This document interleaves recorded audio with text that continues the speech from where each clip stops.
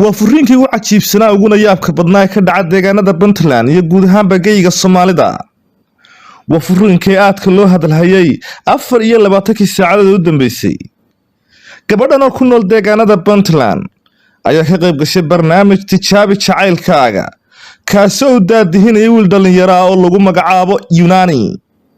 haddaba markii uu la wacay ayuu gabadhii ka furay khadka telefoonka. hadda sida xaalku isu bedelay iyo farxadii murugada isku bedeshay iyo sababihii ninkaasi xaaskiisa uu ku furay sida yar ee fudud ayaynu barnaamijkeena maanta aynu ku dahqaadaynaa. ha yeeshee daawada intaynaan barnaamijka u guda gelin haddaad channelkan ku cusub tahayna subscribe saar asxaabtaada la wadaag kusoo dhawaada barnaamijka.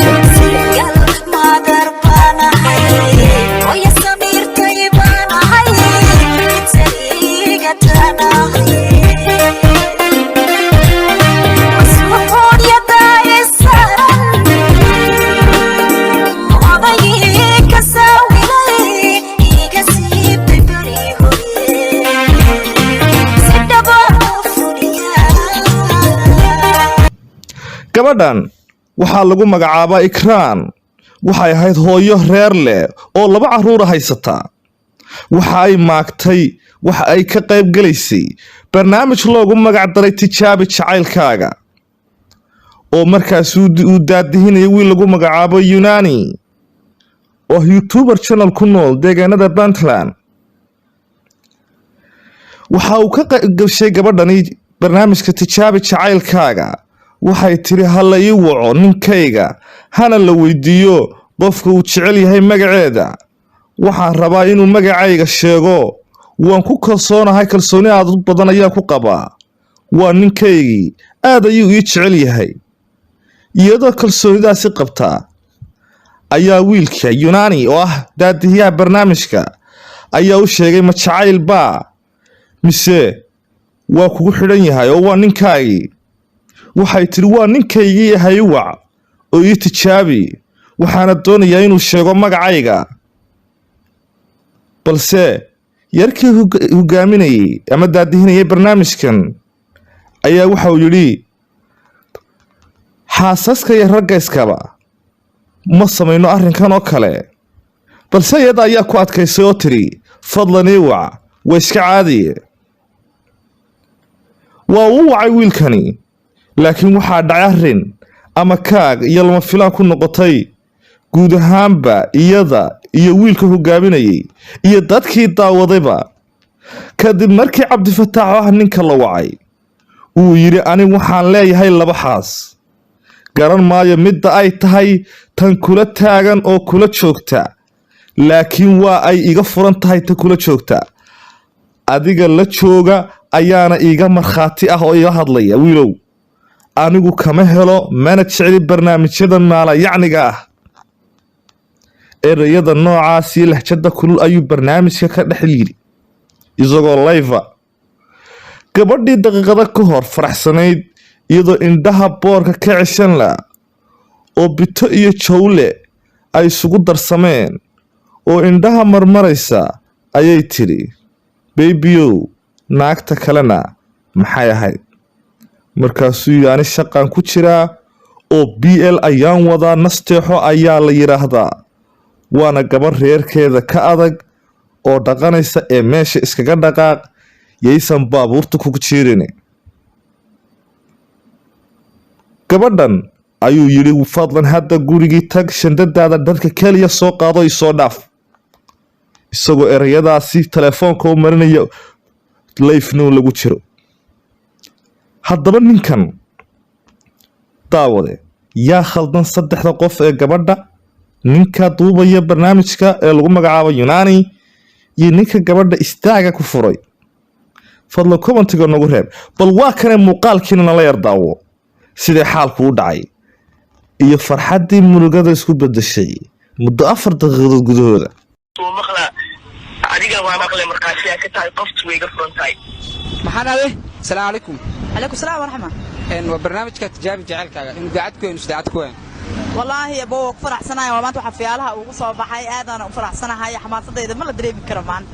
barnaamijkan markaa ka qayb gelaya waxyaabo badan waaye inaad guuldaraysto inaan la guulaysan marka adiga qofka aad tijaabinay qof saahwa oo qof aan jeclahay waaye jacaylka marka la waa mid saaxiibtinimo mise xiriir mise guur way qabaan qof is qabtiin miya qof is qabna waaye anaka badanaa dadka is qabo muu tijaabino marka inaad tijaabinin adeega nagu tahay ma santaa saas anoo og wadana waxaan rabaa inaa codsi waaye inaa aniga tayada ii fiirisid maanta waxa meeshaan i keenay macnaha inta lagu soo qiyaasi karin taas darteedaan rabaa inaa aniga maanta ii fulisid waxyaaba badanaa ka imaan karo inuu qofku ku sheego inuu ku sheegi waayo hadduu ku sheego way saartay laakiin hadduu ku sheegi waayo dhibaa imaanaa Soomaa culays والله wax walba waa dhici karaan waa sax laakiin wax walba namara filan xadina ma lahaana leeyahay yani wax walba oo ku soo gudboonaa dulqaadkeeda qof lahaan aha marka adiga guul iyo guul daraba labada diyaar ah tahay Soomaa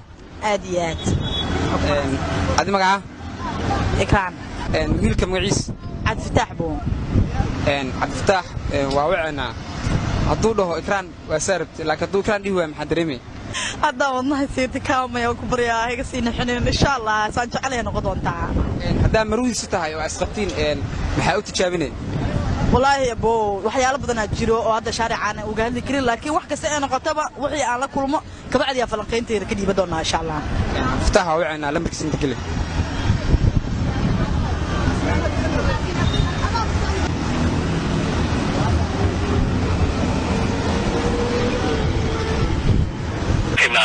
markale dalka ku soo laba tacliin عبد الفتاح ميا walaal عبد الفتاح waa yar loo Yunaani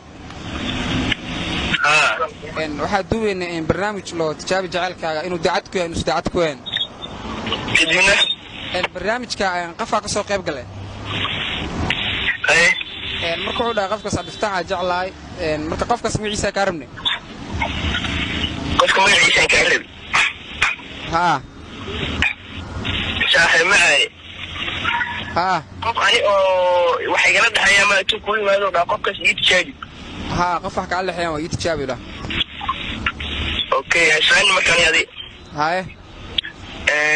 aniga saaxiib macay nin iska mashquulsan oo iska shaqeeyo hadda taan shaqadeeda ay ku jiray marka mashquul ahay teeda kale aan iska gaar leeyahay maxaa leedahay nin iska gaar leeyahay hadda waa sii socdaa wadada ku jira boosaaso sii socdaa magal saaxiib macay marka aniga laba reer aan leeyahay hadda laba reer leedahay waxa ka rabnaa hal qof la joogo qofkaas magaciisa sheegto maya ani laba reer aan leeyahay ma sheegay qof uu yaasi u taala balse labadooda mid ay tahay ilaahay iyo rasuulku soo maqla adiga waa maqlay markaasi ka tahay qoftu way gafrontaay maxaan aade qofay taaba qoftaas labadooda mid ay taaba adiga naay intii ku imaad soo fadhiyo kiisay ninkaas ii tijaabi waxa iga leeyahay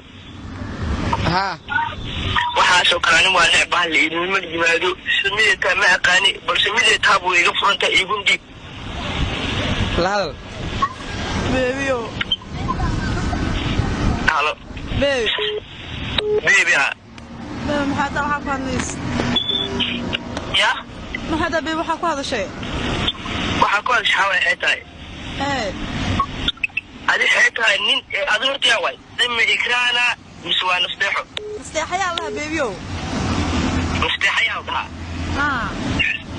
xaaskay way weyna ka fiican tahay beenayna joogtaa reerkeeda dhaqay ilmaheeda heystaa adi waxa ku dhaqmay xaway beebiyo idin ma dhiblada waxa social media dhan ka socotaa anna waa iska ani waa ogtahay waxaas inaan gelgelin aan dabeecadaas lahayn waxaas aan diraagiya oo iska shaqeysto balse adi waxa tahaba ani xilligan laga bilaabo waqti uma hay waa iga furtaay saddexdaadana qabtaa maxaan ku hadlaysaa saddexdaadana qabtaa muran ma jirtaa reerkin xitaa waxaas ani aadima ka kula joogo aad ka dabiina asaga kugu sheega waa iga furtaay xilligan laga bilaabo caadi ma tahay guriga tee boorsada bisa xitaa soo qaaday alaabta kale xitaa gama daawin kay wallahi beebiyo beebi maaha ani adi waxa waqti kuma hayi xilligan laga bilaabo waqti kuma laakiin marka caadi iska dhig yaalan